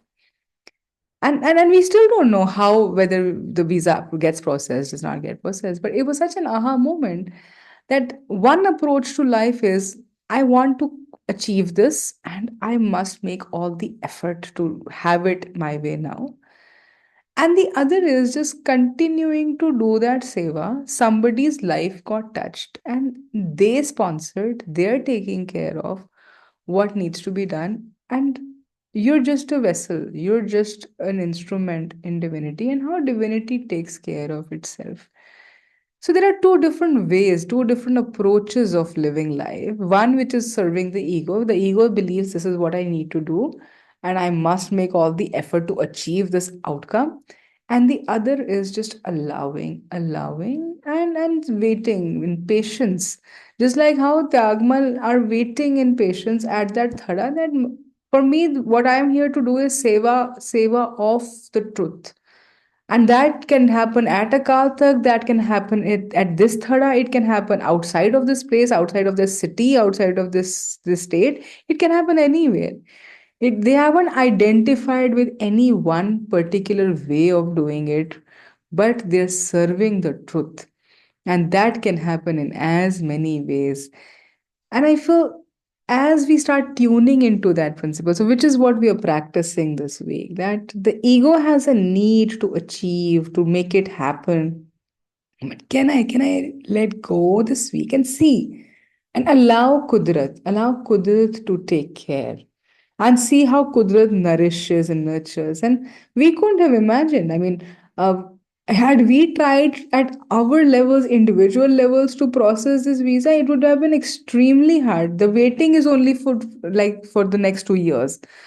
But how things start to happen, when you allow, it's a very different reality. And we're inviting you not to just hear what I'm saying, but to experiment with this truth and see, because the guru's living this. The wisdom from 2500 years ago is pointing towards the same truth, that when you put yourself and your needs behind and you start tuning into the present moment with what Kudrat is giving, is offering you, and see what you can do to serve the need of the other, how you start tapping into the limitless potentiality of Kudrat, how you become Kudrat yourself. The body mind becomes Kudrat itself, that the true nature starts to reflect from within. This week, with our family, the invitation is that let us reflect in with close love relationships, that do people around you uh, ever feel uh, fearful of coming and speaking their heart out to you? Do they feel that they will be received with criticism or control? So they remain away, they remain distant, they don't come and share their heart out with you, because you may have a judgment or you may have an opinion, and that you hold very strongly. So this week, we are inviting that we become aware that if you're not able to create space of which is open for people to come and share their heart out, then that may be actually consuming the love in that relationship. So, like how we feel that criticism and opinions and control is like cancer to relationships. It's like cancer, it feeds on love. But this week, can we nurture love and not control, not serving the ego's need, but allow, and create more space for people to come and talk, to come and share without us. We can share how we live life and how we feel, what we believe in, if they ask. So one thing I learned in my practice also is that you don't share unless it's asked. I think a lot of us have need to give even before it's asked, even before it's wanted. Like, so here's a lady, and then like Penji was talking about that they have low iron, and straight away because we know some remedy, so we want to tell them. But can we wait? If they need it, let them ask for it. But we have the need to, we all of us, including myself, like with my relatives, I'm not even waiting for them to say that, oh, I need help. No, I can help you, I can rescue you, but only if they're wanting to be rescued. So can I be patient this week? And that does not mean that I don't share. You might want to share somebody's story. You might want to share that. Okay, I've known this, and maybe if you need to try this, you can, but without forcing, without controlling. Can we allow? Is what we are learning this week. So without criticism, without opinions, without judgments, so that people can, especially our loved ones, can come more openly and share, express, and talk to us. One more space I feel where we probably don't become the whole. We become a separate self, especially when there is a competitive space. So any kind of competitive space where we are, or a competitive space where our family members are, or even when nations are. So I was seeing how I was seeing my family watching matches recently, and clearly, when India is fighting another country, or you're watching a match, or you're watching your children play, or you're watching them participate in a competition, can you notice that what is our energy, what is our ego mind and its need? Its very strong need is that me, mine, my country, they must win. And anytime the opponent, because the mind has seen them as opponents, they play well, suddenly there's like silence in the stadium. Suddenly there's like, oh my God. And suddenly when your team is winning, you're like very excited. But this is also looking at not serving the need of the others. So this week, we're also reflecting on how we pick sides and how we are only supporting one side of the whole, and actually uh, dissociating with the whole. So this week, we are nurturing the whole, which means we are nurturing the good play. We are encouraging everybody's good play, everybody's better performance. This week we are appreciating when whether one team wins or they play well or the other team plays well. We're appreciating, acknowledging all sides. And I think I was thinking, imagine if children were to grow up with that.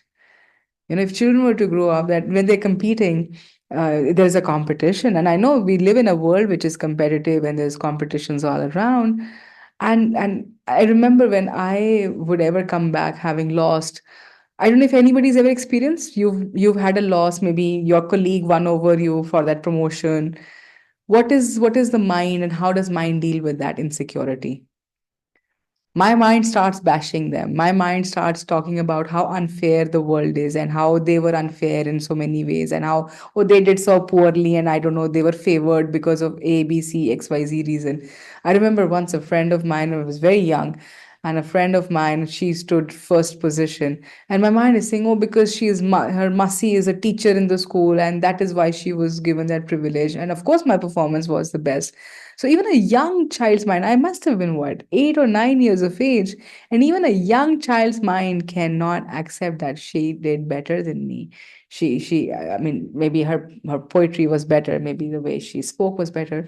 And I wonder if the adult world around us was to talk about, oh, so this was so beautiful about this one's performance, this was so beautiful about this one's performance, and every performance was looked at from the lens of what was done so well, so that each one of us can learn and grow from that, and we can be improving each day with each episode. It's bringing a new way of looking at life. But if only the adults around are talking that language, and they are not obsessed about, oh, I have this one side I favor and the other side I reject. And this week is about serving others, serving the whole, serving sarbat. Man tan aage rakh ke, ubi save kare. So this week, serving with whole heart, all sides, no preferences, no picking up teams, no picking up one person I like more than the other, and they must win. So this week, we take care of all. We celebrate all. We celebrate winning of all. We encourage losing. I mean, if somebody is lost, and we give them the same amount of love for whoever is losing as well. And this week, consciously living with the wisdom the king found in the forest. The three questions this week. And I remember when we had the first time when Rishi was here, it was very challenging. Young teenage boy who always is like always tired and didn't want to do anything. I remember the first time, the first few months, we would tell him, and Kaval Penji will remember, she visited that place. So we'd ask him, everybody does seva here, so your seva is to pick up the leaves in the garden that have fallen from the tree. और चार पत्ते चुकने ने कहना ये तो गिरते रहते हैं की फायदा है क्या चुकने दा why should I pick them up they're going to fall anyway. So it was an everyday battle. So his sister's visiting us, and she said, Penji, do you remember you used to run after him to make him, pick up these leaves because he wasn't ready for that seva. So with that space, he wouldn't want to even pick up his own glass and put it in the kitchen or wash his own dishes. That's where our battles began. And at one point, I think our ego battle said, now you'll wash the dishes for the whole family. And he would complain about it. He would cry every single night when he had to wash the dishes of the whole family. And say, I don't want to do this. This is horrible. And his dad said, okay, why don't you come back if you don't want to do this? But he wouldn't go back, but he would cry every day. From there to one day, I remember sharing the story with him and helping him see that if that became our guiding principle, and we all practice living by this principle in Rahao, and let's help each other. I think if I see his journey, that story became the turning point, and we saw a completely new Rishi. And by the end of that journey in that space, when Kawal Penji comes in, here was this boy who was at all times in Seva. I mean, if you've been around him, if you've come to any of our retreats, you will see he is always present, looking at who needs what and what can I do, what can I offer to them, how can I help them. I think that became like a turning point in his own life story. So this week, we are inviting everybody to live with that remembrance of the three questions. This moment is the best moment to do, to take, and whoever's present in this moment in front of you is the most important person, and see what can you offer to them to make their life any better, any easier. And I think just when I didn't answer these three questions last night, I was so angry. I was so dismayed and disappointed. But if I could have the awareness of these three questions, I think the joyfulness of life will be experienced at all times. It'll be so much easier to experience that joy. Because the joy is disturbed when the ego wants to be served, when the ego wants to win all the time. That is where the joy completely vanishes. So this week, the whole, can we bring the wisdom text? This week, we are realizing that the earth and the universe are enduring, are lasting. They're lasting because they're not living for themselves, but they're living to serve, to take care of the needs of all that's present within them. And that is what makes them eternal. So this week we're remembering to be the Tegh Bahadur, realizing that the Teg's Bahaduri comes from the Tyag, comes from the detachment, comes from the fearlessness of losing. Because there is no fear of losing, they are so courageous. And we're unable to have that strength because we're always fearful of losing what we're holding on to that makes us feel secure. So this week, by not holding on to safety, we remain preserved. We are being taken care of. Kudrat is taking care of all, whole of Sarbat. And it is only by realizing the selfless we're able to find the whole self.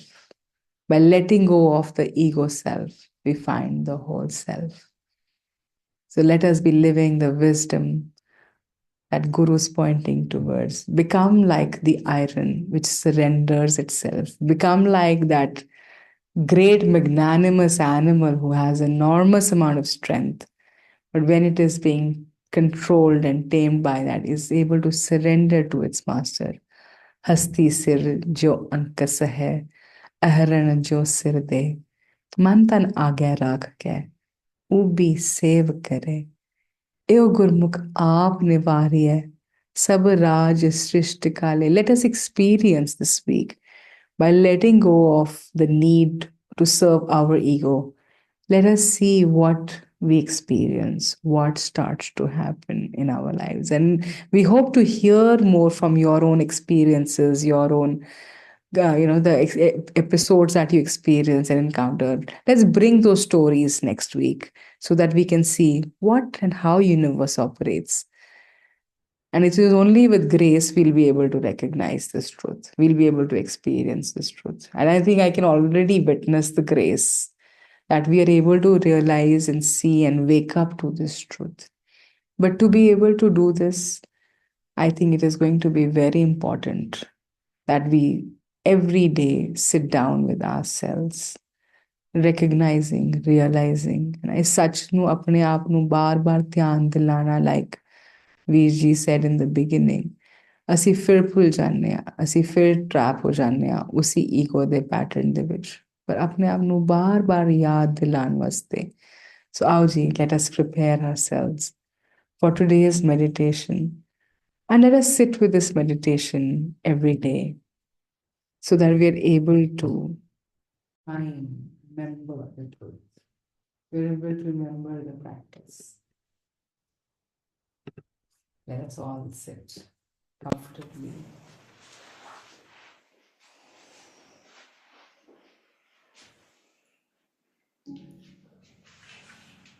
Let's get our back straight.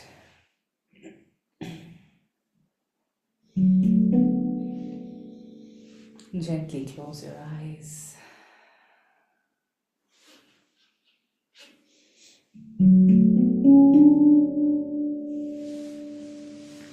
Let's take a deep breath in.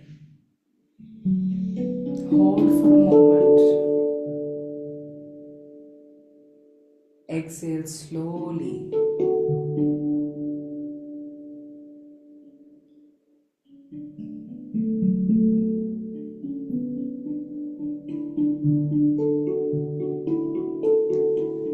Feel your body resting on the earth.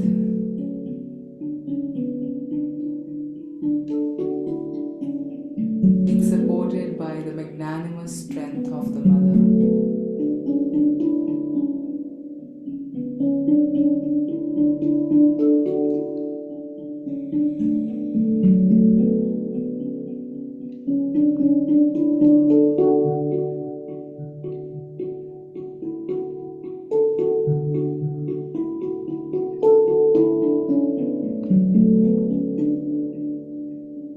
Connect with the rhythm of the breath and notice it flowing in and out.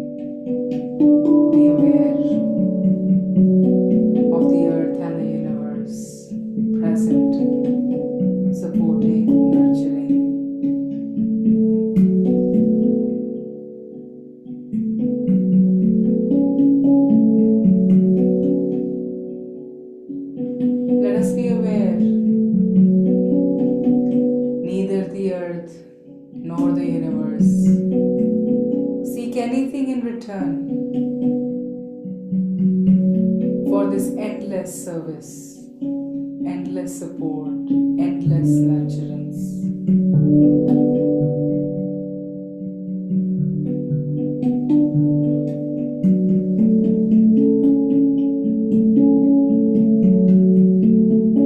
Let us take a deep breath in, and as you release, merge into the vastness of the universe, of the earth, and recognize you're not separate from them. You are this expansive flow of the universe.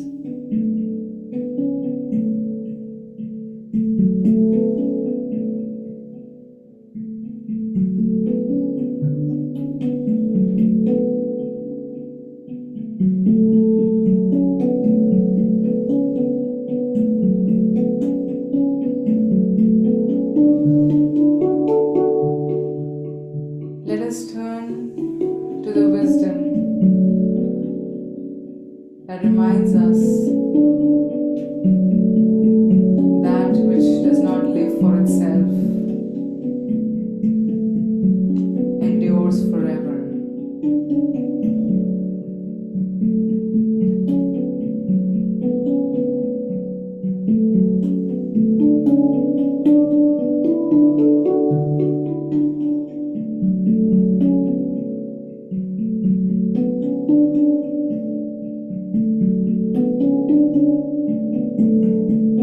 यो गुरमुख आप निवारी है, सब राज श्रेष्ठ गाली।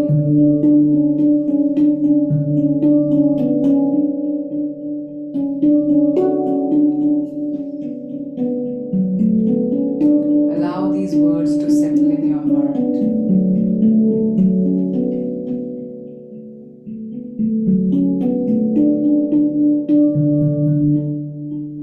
Let us wake up to this freedom. Let us release the burdens of striving, of the endless I want, I need, I must.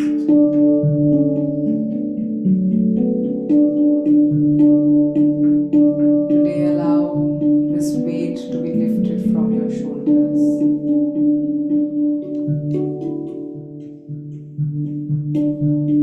And allow your heart to expand. As you begin to live, as we can experience the joy of simply being,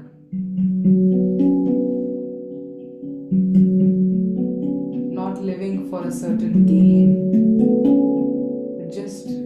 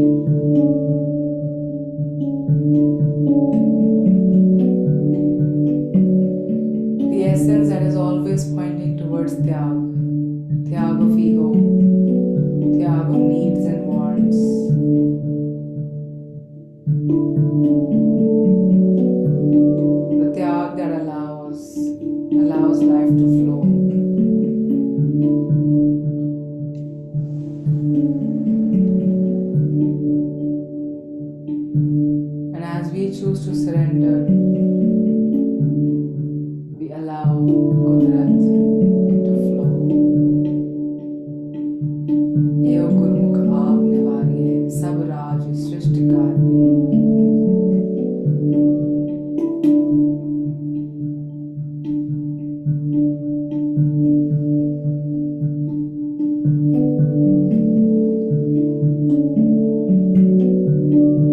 as the fear is passing by, as a need to control is passing by, notice the freedom, the lightness present within.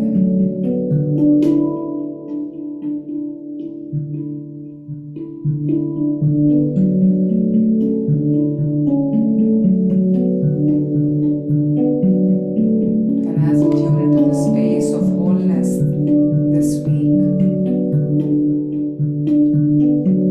let us make this week about seva, about service.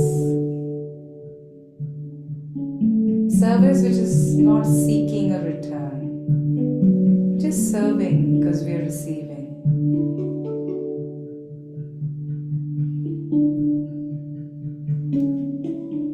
Just taking care of someone's need around you as our needs are being taken care by Kudrat, by divine grace.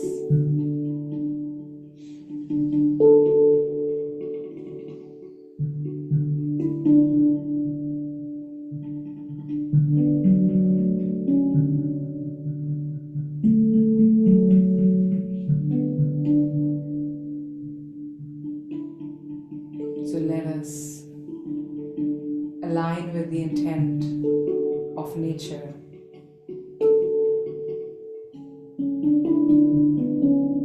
Nature which is eternal, not because it takes care of itself, but because it takes care of all that it encounters.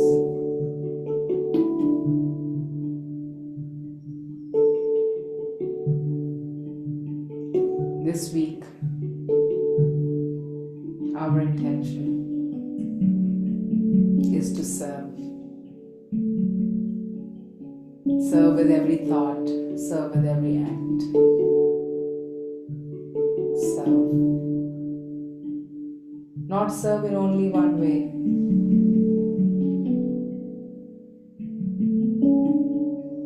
Serve in this moment, whoever is present in front of you. Notice what can you do to help their pain ease.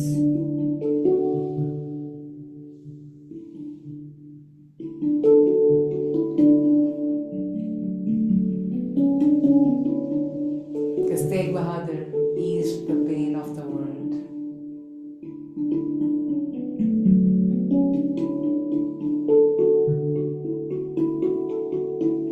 This week, let us prepare to celebrate the legacy of Guru Sahib.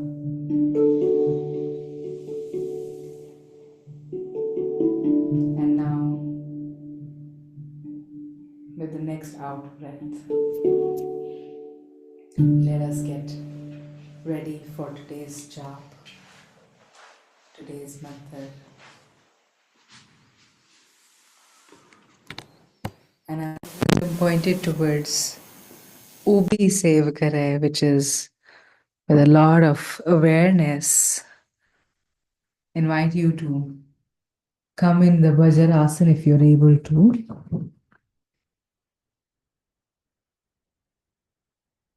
So fold your knees, rock pose.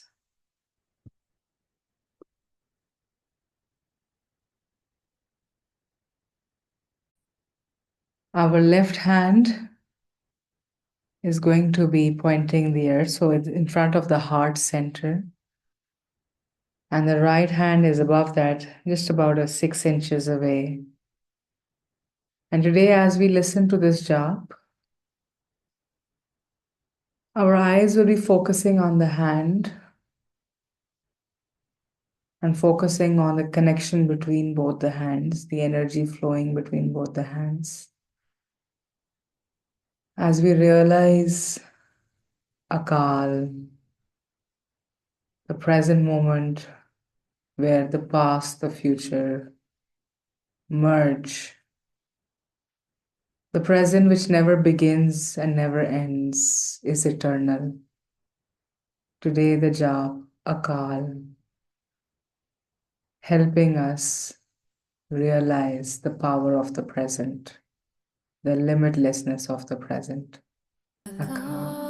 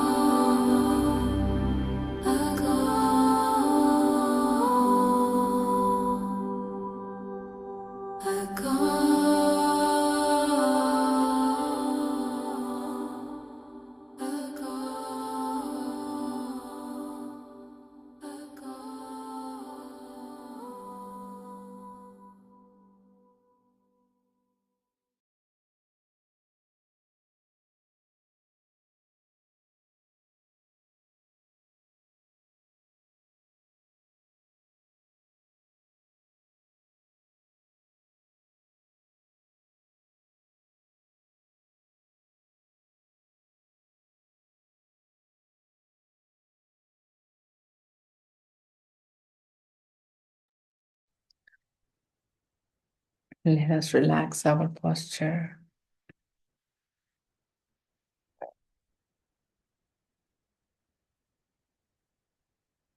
Let us notice, feel the flow.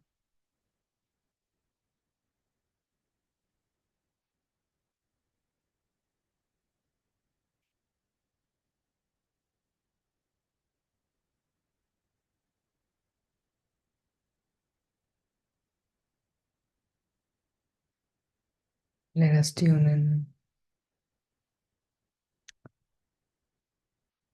to what was present even before the body was.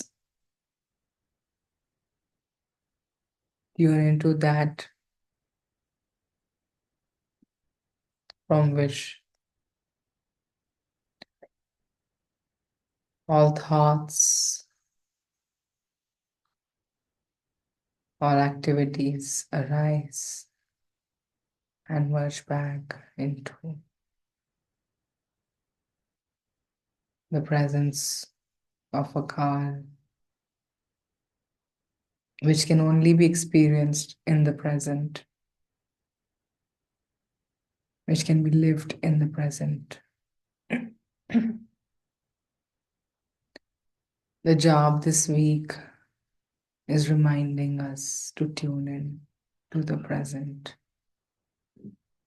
that never began, that never ends.